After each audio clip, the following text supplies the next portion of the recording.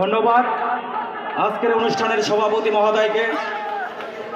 প্রিয় এলাকাবাসী, এ পর্যায়ে আপনাদের মাঝে বক্তব্য রাখবেন যার বক্তব্য শোনার জন্য অধীর আগ্রহ ধরে বসে আছেন আন্তর্জাতিক অঙ্গনের পরিচিত মুখ, তিস্তা নদী রক্ষা আন্দোলনের প্রধান সমন্বয়কারী, মুক্তিযোদ্ধা পরিবারের গর্বিত সন্তান, বিএনপির জাতীয় নির্বাহী কমিটির সাংগঠনিক সম্পাদক, লালমনিরহাট জেলা বিএনপির সংগ্রামী সভাপতি, সাবেক সফল উপমন্ত্রী অধ্যক্ষ আসাদুল হাবিব দুলু মহোদয়,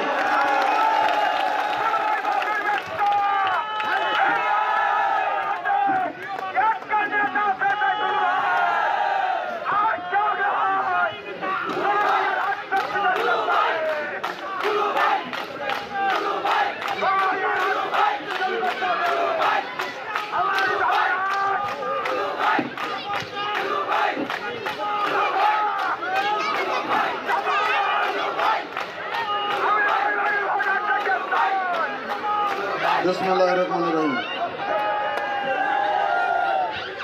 আজকের এই একটি ব্যতিক্রমধর্মী ঐতিহাসিক বোয়ালমারী চরের সমাবেশের সেনাস্পত সভাপতি,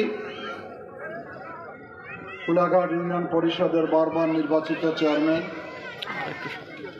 কুলাঘাট বিএনপি সাধারণ সম্পাদক, আমার প্রিয় ছাত্র ইদ্রিস আলী, মঞ্চে উপবিষ্ট বিএনপি অঙ্গ সংগঠনের আমার প্রিয় সহকর্মীবৃন্দ, আর যাদেরকে ঘিরে আজকে এই সভা, সেই বোয়ালমারী ভাইয়েরা, বোনেরা, মায়েরা, বাবারা, চাচারা, আসসালামু আলাইকুম। এ হোসেন, তুমি ভাই একটু কম বিরক্ত করো। তুমি যদি ভাষণ দাও তা আমি কি দিব? হ্যাঁ, বন্ধ রাখ এখন। অনেকে হয়তো বক্তব্য রাখতো। আপনারা জানেন যে আজকে আমার সারাদিনের কর্মসূচি ছিল 3টা চরে, ফলিমারি, খারুয়া, সর্বশেষ বোয়ালমারী। তো ফলিমারিতে যেতে পারি অন্য একটি কারণে। তো একটা কথা আছে, প্রবাদ আছে, শেষ ভালো যায় সব ভালো তাই।